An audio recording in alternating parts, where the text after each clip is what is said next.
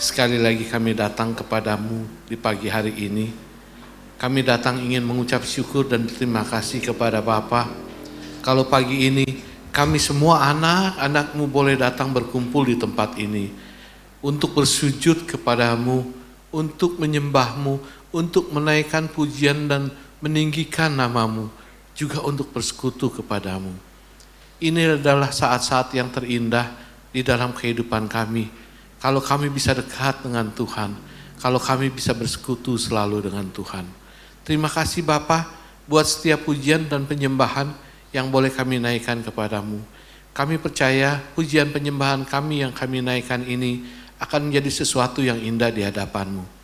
Dan saat ini Bapa, kami ingin duduk diam, kami ingin mendengarkan nasihat kebenaran firman-Mu.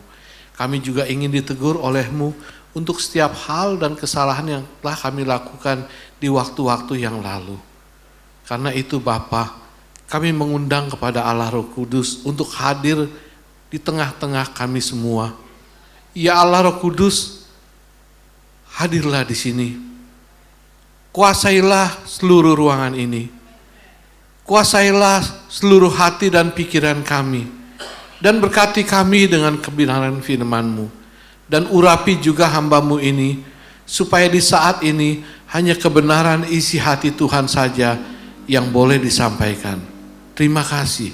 Di dalam nama Yesus Kristus kami mengucapkan terima kasih kepadamu ya Bapa. Mari kita yang percaya boleh katakan amin. Shalom semuanya. Apa kabar? Shalom yang di rumah. Yang di rumah kebanyakan gak keluar muka ya? Kenapa? Malu. Bukan. Ada kopi sama singkong di depan, takut kelihatan ya. Shalom ya semua yang ada di rumah. Saudara, hari ini kita ingin belajar tentang peristiwa janda Sarfat dan Nabi Elia. Saya percaya dalam satu peristiwa, satu kejadian, entah itu terjadi di hidup kita ataupun di hidup saudara, pasti lewat peristiwa itu ada sesuatu yang bisa kita pungut. Ada sesuatu yang kita bisa ambil, baik itu yang baik maupun yang buruk. Untuk apa? Untuk pelajaran bagi diri kita. Termasuk juga dalam kisah antara janda Sarfat dan Nabi Elia ini.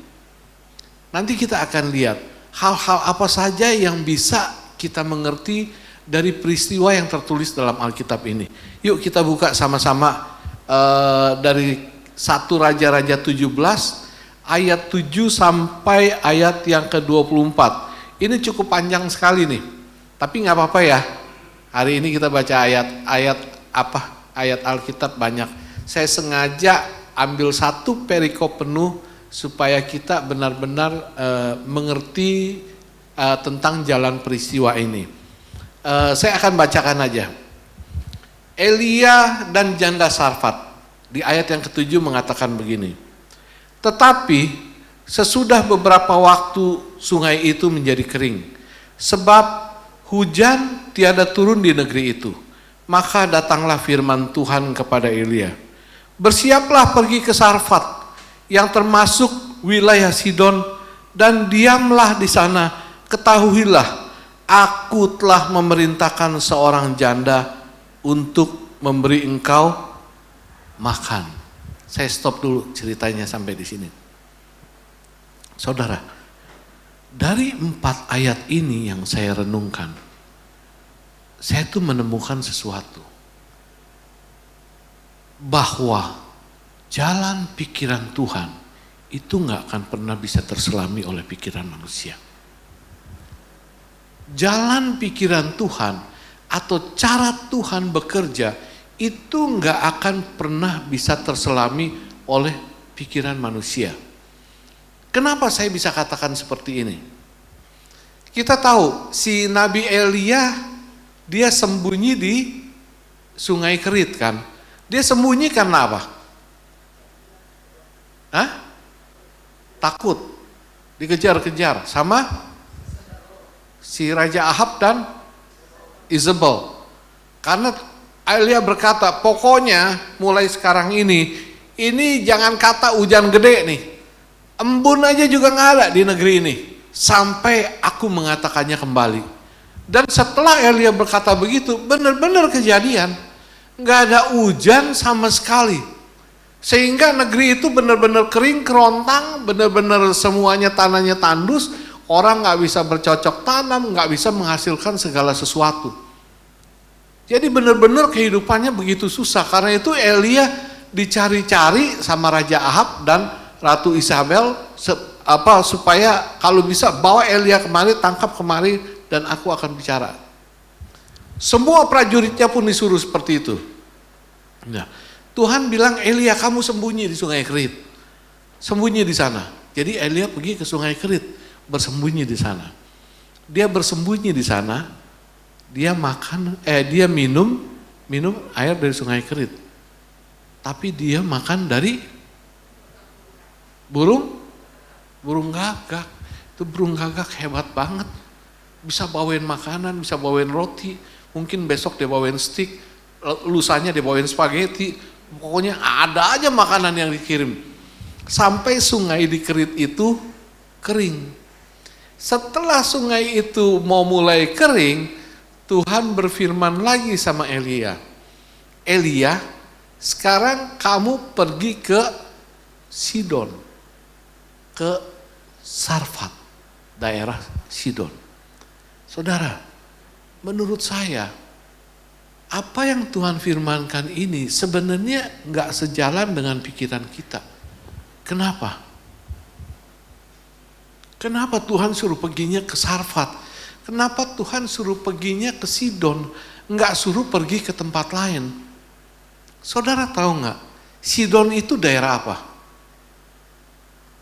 Sidon itu adalah daerah kekuasaan papanya Isabel. Sidon itu daerah kekuasaan papanya Isabel, berarti mertuanya si Ahab kan. Nggak mungkin yang namanya mertua nggak tahu masalah tentang mantunya, anaknya kan. Pasti tahu, pasti dengar. Ini anaknya lagi ngejar-ngejar si Elia ke sana. Ini malah Tuhan suruh Elia pergi ke Sidon, pergi ke Sarfat. Dan Elia ikut aja, dia pergi ke sana. Padahal kemungkinan Elia dalam perjalanan itu, dia bisa ketemu banyak orang kan, bisa aja ketahuan. Oh tuh Elia ada di situ. Pasti si Ahab bisa nyampe ke kuping Ahab. Itu perjalanan pun bukan perjalanan yang ringan. Saya coba searching di Google, itu berapa sih jarak dari Sungai Kerit sampai ke Sarfat? Saudara tahu berapa jaraknya? 100 mile. 100 mile. Itu 100 mile kurang lebih sekitar 120 sampai 150 km. Bisa bayangin kita jalan kaki dari sini ke Bandung? Kuat nggak? Ya enggak, yang buat yang udah laupu ya maksudnya begitu. Kalau yang muda yang gagah sih pasti tetap kuat nyampe gitu. Tapi ini kita bayangin, kita bukan jalan kayak kita dari sini ke Bandung loh, yang masih ada pohon-pohon, masih ada tempat teduh, udah itu di pinggir jalan masih ada warung, aus kita bisa jajan, bisa minum. Di sana padang pasir, men. Dia jalan padang pasir yang panas teriknya tuh nggak tahu seperti apa. Kalau malam dinginnya itu seperti apa. Tapi Elia mampu. Dia jalan sampai Sidon. Ini makanya saya bilang, cara kerja Tuhan tuh nggak bisa kita selami. Orang lagi ngumpet baik-baik, udah tinggal tenang-tenang, Tuhan suruh pergi ke Sidon, ke daerah kekuasaan papanya Isabel. Itu kan sama aja ular lagi nyari pentungan kan, masuk ke kandang singa, nyari gara-gara. Nggak ngerti kan, Tuhan bisa aja suruh pergi ke daerah lain, kemana kek, asal jangan ke daerah kekuasaan Isabel. Itu nomor satu yang saya lihat. Lalu nomor dua, saudara, kalau saudara jadi Nabi Elia, kira-kira bilang begini sama saudara, Elia, kamu pergi ke Sidon, ke Sarfat sana. Di sana aku telah memerintahkan seorang janda untuk memelihara hidup kamu. Kira-kira yang ada dalam benak pikiran kita ini janda seperti apa? Kaya kan? Paling enggak walaupun enggak kaya, pas-pasan lah. Iya kan? Kan mau nampung satu orang lagi nih, satu mulut lagi buat makan. Tapi ini apa yang terjadi? Ini janda begitu pertama kali yang dia ketemukan sama si Elia, janda miskin. Lagi ngumpulin kayu bakar. Nggak masukkan di akal pikiran kita. Ya nggak? Kalau kita mau minta tolong, sedang kesusahan, kita minta tolong pasti sama orang yang kaya, yang lebih ada, yang lebih bisa nolong kita. Bukan sama orang yang lebih susah. Makanya saya katakan, jalan pikiran Tuhan itu nggak pernah bisa terselami sampai kapanpun. Itu nomor satu yang saya dapatkan. Lalu di ayat selanjutnya saya akan bacakan ayat 11. Ketika perempuan itu pergi mengambilnya, ia berseru lagi, cobalah ambil juga bagiku sepotong roti. Perempuan itu menjawab, demi Tuhan Allahmu yang hidup, sesungguhnya tidak ada roti padaku sedikit pun, kecuali segenggam tepung dalam tempayan dan sedikit minyak dalam buli-buli. Dan sekarang aku sedang mengumpulkan 2 potong kayu api, kemudian aku mau pulang dan mengolahnya bagiku dan bagi anakku, dan setelah kami memakannya, maka kami akan mati. Tetapi Elia berkata kepadanya, jangan takut, pulanglah, buatlah seperti yang kau katakan, tetapi buat lebih dahulu bagiku sepotong roti bundar kecil daripadanya dan bawalah kepadaku. Kemudian barulah kau buat bagimu dan bagi anak-anakmu. Sebab beginilah firman Tuhan, Allah Israel, tepung dalam tempayan itu tidak akan habis dan minyak dalam buli-buli itu tidak akan berkurang sampai pada waktu Tuhan memberi hujan ke atas muka bumi ini. Lalu pergilah perempuan itu dan berbuat seperti yang dikatakan Elia. Maka perempuan itu dan dia serta perempuan serta anak perempuan itu mendapat makan beberapa waktu lamanya. Tepung dalam tempayan itu tidak habis dan minyak dalam buli-buli itu tidak berkurang seperti firman Tuhan yang diucapkannya dengan perantaraan Elia. Saudara, kira-kira apa yang saudara dapat dari beberapa ayat yang saya baca di bagian kedua ini, dari ayat 11 sampai ayat yang ke-16 ini. Kira-kira apa yang saudara bisa dapat yang kalau saudara merenungkan hal ini? Ya? Ya, saya tadi dengar. Hah? Saya kurang dengar, maaf. Mujizat terjadi. Benar, mujizat terjadi. Tapi yang saya lihat, yang saya renungkan, perkara yang terbesar dalam beberapa ayat yang saya baca ini berbicara tentang ketaatan. Ketaatan. Karena itu hal kedua yang saya dapatkan, ketaatan itu adalah sesuatu yang menyenangkan hati Tuhan. Dan ketaatan yang kita lakukan itu pasti akan menuai buah yang baik. Ketaatan itu pasti akan menuai buah yang baik. Sekarang saya mau sedikit berandai-andai dulu. Si janda Sarfat ini kira-kira kenal nggak sama Nabi Elia? Enggak. Lalu janda Sarfat ini kira-kira percaya nggak dengan ucapan Elia? Percaya. Yakin. Hah? Percaya.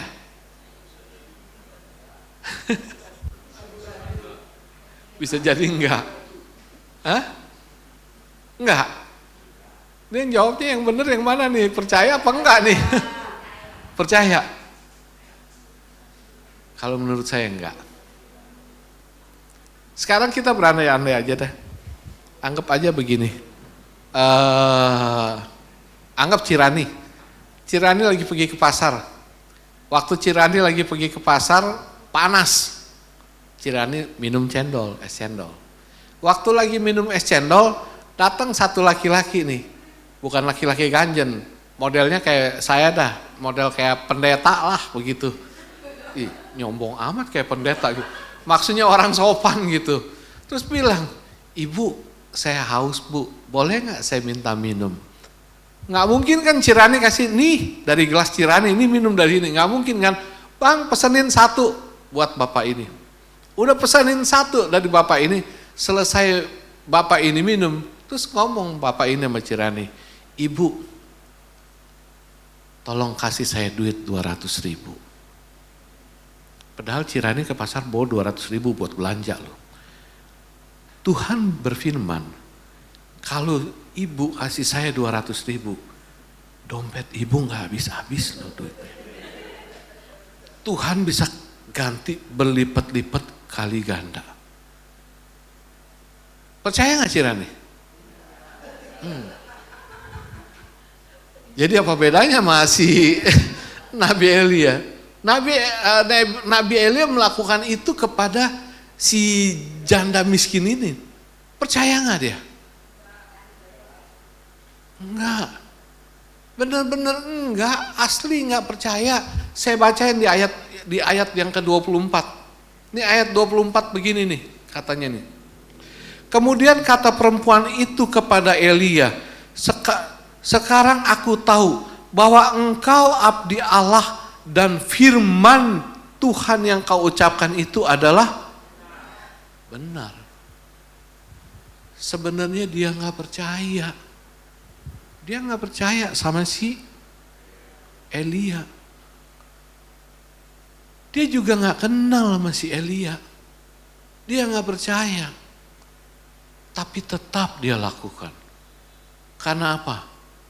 Karena ada sebuah ketaatan dan sesuatu yang spesial pada si janda Sarfat ini. Nanti saya akan jelaskan di belakang.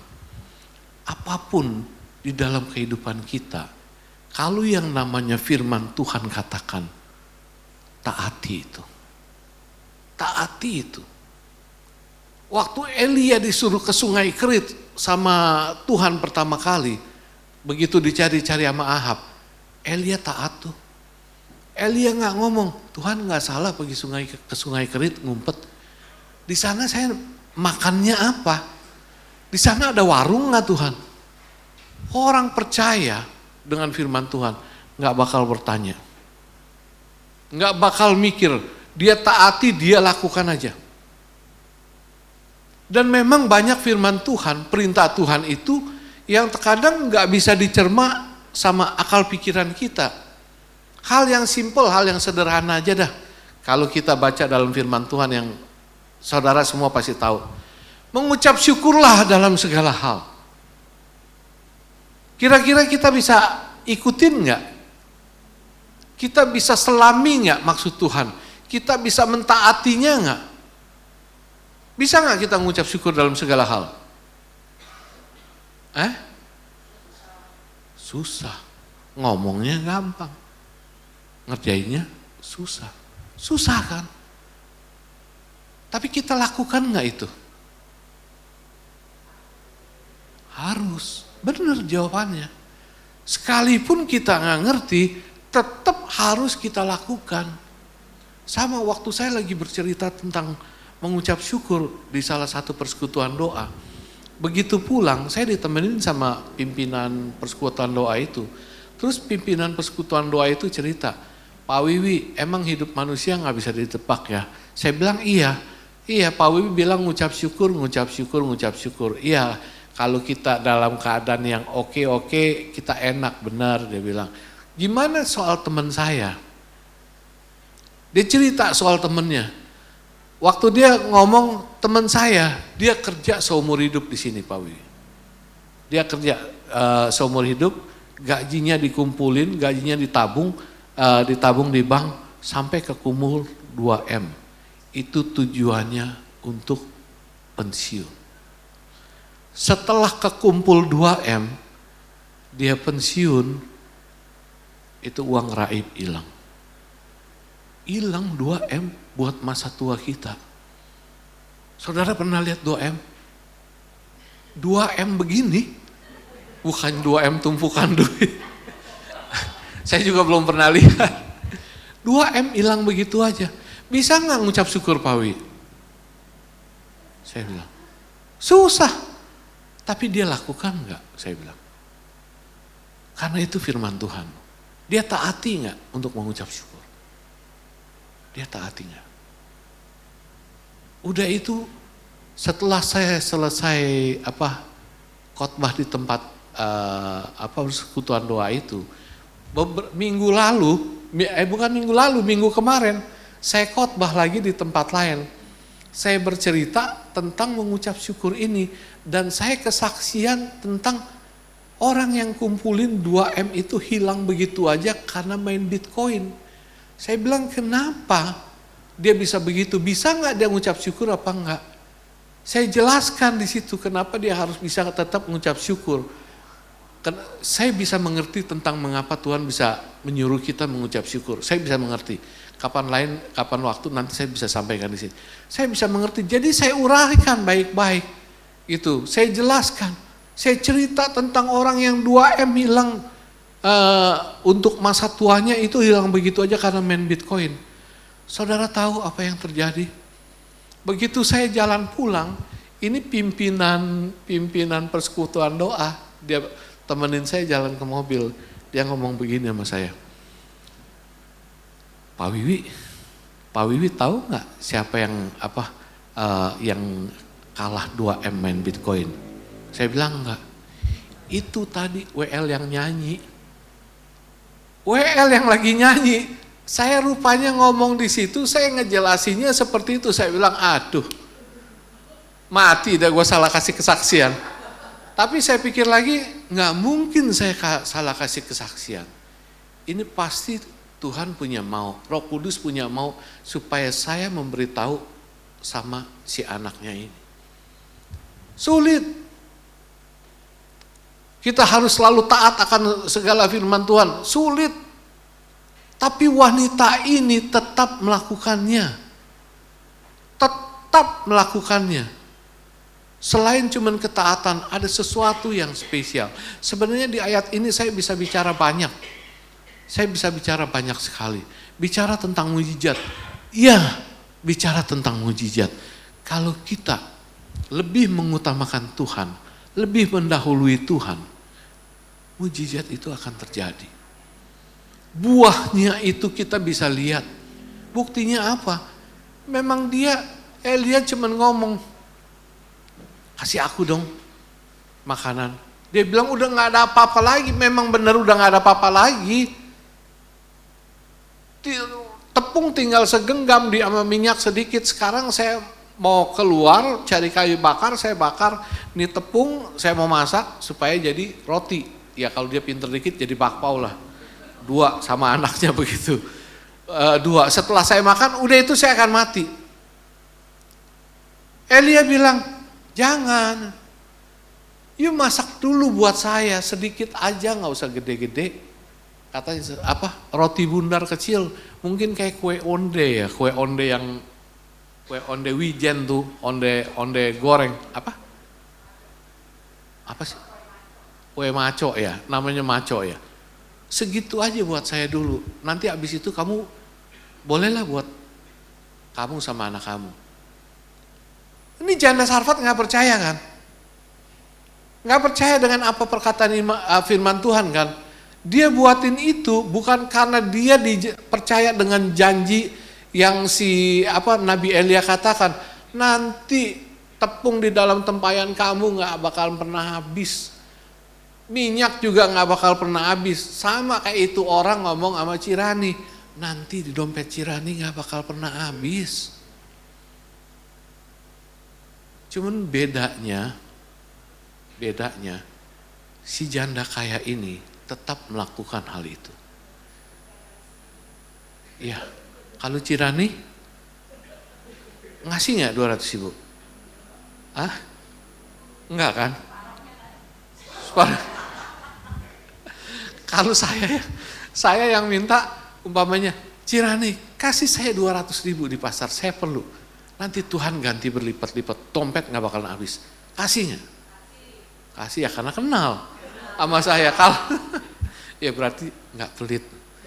Saya pernah tanya ini di kaum wanita bilang enggak. Saya bilang, buset, pelit amat. Padahal ini kaum wanita keluarga Alberta lo kenal sama saya, nggak ada yang mau ngasih, saya bilang.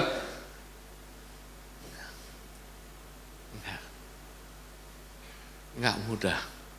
Kita nggak kenal itu orang sembarang ngomong. Kita nggak mudah memberi. Tapi yang dia tetap melakukannya. Di situ ada satu ketaatan. Buktinya apa? Di balik apa yang dia lakukan, dia utamakan, dia buat roti bundar kecil itu, dia kasih ke si Elia. Benar-benar hidupnya dipelihara. Segala hal yang Tuhan perintahkan kepada kita, taati. Pasti buahnya itu manis. Pasti buahnya itu baik. Bahkan pasti buahnya itu mengherankan buat kita. Makanya tadi dikatakan, kita lihat apa dalam ayat ini? Lihat mujizat. Benar, mujizat itu terjadinya dari mana? Ketaatan. Salah satunya adalah ketaatan. Karena itu saya katakan, Tuhan sayang dengan orang-orang yang taat akan Dia. Dan ketaatan yang kita buat itu buahnya untuk diri kita sendiri. Segala firman yang Tuhan berikan kepada kita, segala perintah yang Tuhan kasih buat kita, itu untungnya untuk diri kita sendiri, bukan untuk Tuhan. Itu yang nomor 2, saudara. Lalu kita ke bait yang berikutnya.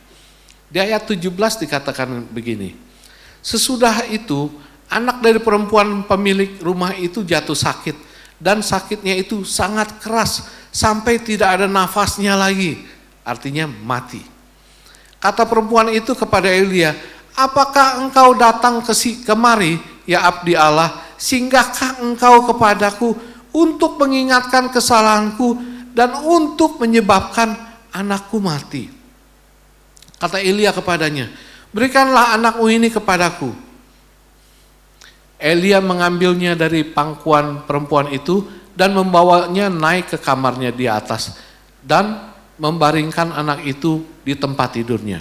Sesudah itu ia berseru kepada Tuhan, katanya, ya Tuhan Allahku, apakah engkau menimpakan kemalangan ini atas janda ini juga yang menerima aku sebagai penumpang dan membunuh anaknya?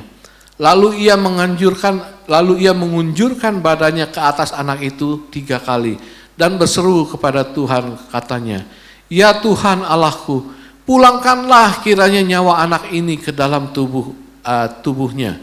Tuhan mendengarkan permintaan Elia itu dan nyawa anak itu pulang ke dalam tubuhnya sehingga ia hidup kembali.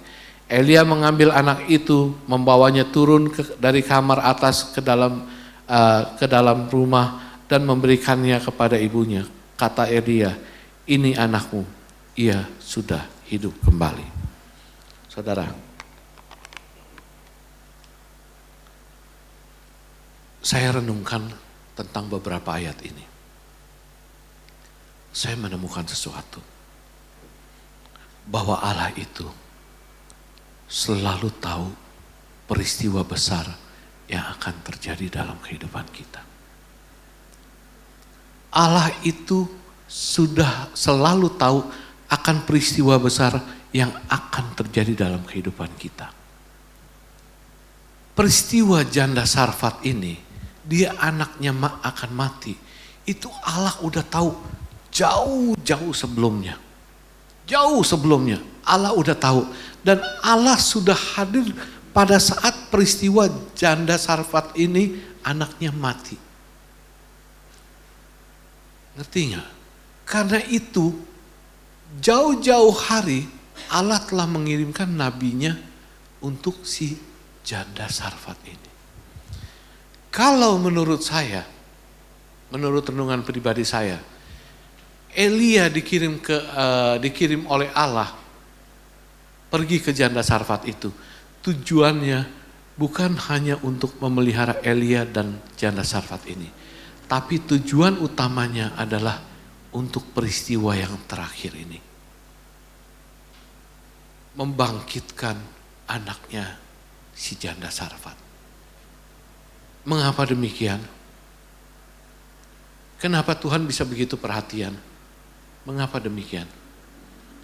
Karena si janda Sarfat ini adalah pribadi yang spesial di mata Tuhan. Tadi saya sudah katakan, waktu janda Sarfat buatin si Elia roti, itu bukan karena hanya sekedar ketaatan, tapi ada sesuatu yang spesial yang ada dalam diri janda Sarfat. Itu apa, saudara? Janda Sarfat ini orangnya baik. Si janda Sarfat ini orangnya itu murah hati. Saudara pernah berpikir enggak seperti itu? Kalau orang yang baik, orang yang murah hati, orang yang hatinya penuh dengan kasih, dia pasti akan menolong si Elia, si orang susah ini yang kita enggak kenal. Dia berpikir begini, menurut saya, ini janda Sarfat nih orangnya baik. Dia tahu dia bakal sekali masak, dia makan dan dia akan mati kan. Apa salahnya kalau di akhir hidup dia nolong orang dulu. Saya makan, saya nggak makan, saya tetap akan mati. Tapi apa susahnya di akhir hidup saya nolong orang dulu. Saya buat, dia minta nggak banyak, cuman roti kecil aja. Ya udah saya buatin aja, saya kasih aja dia dulu. Jadi saya bisa berbuat sesuatu yang baik kepada dia. Dan ini yang bernilai di mata Tuhan. Kemurahan hati, kebaikan hati, dan kasih yang ada dalam diri janda Sarfat ini. Tuhan suka. Tuhan suka dengan pribadi orang yang memiliki kemurahan hati. Tuhan suka dengan pribadi orang yang hatinya itu penuh dengan kasih. Tuhan suka dengan pribadi itu yang baik, yang mau selalu menolong orang. Karena itu, ketika si janda Sarfat ini akan mengalami satu kesusahan besar dalam hidupnya yang akan menghancurkan hatinya, Tuhan jauh-jauh hari telah menyiapkan Nabi Elia untuk hadir di situ, menolong orang yang baik ini. Saudara mengerti maksud saya? Murah hati, hati yang penuh dengan kasih, hati yang suka menolong, itu sangat bernilai di mata Tuhan. Karena itu Tuhan pasti akan hadir dalam hal peristiwa besar di dalam kehidupan kita. Saudara udah tahu saya cuci darah. Waktu bulan April tahun lalu, saya percaya saya cuci darah itu bukan satu hal kebetulan.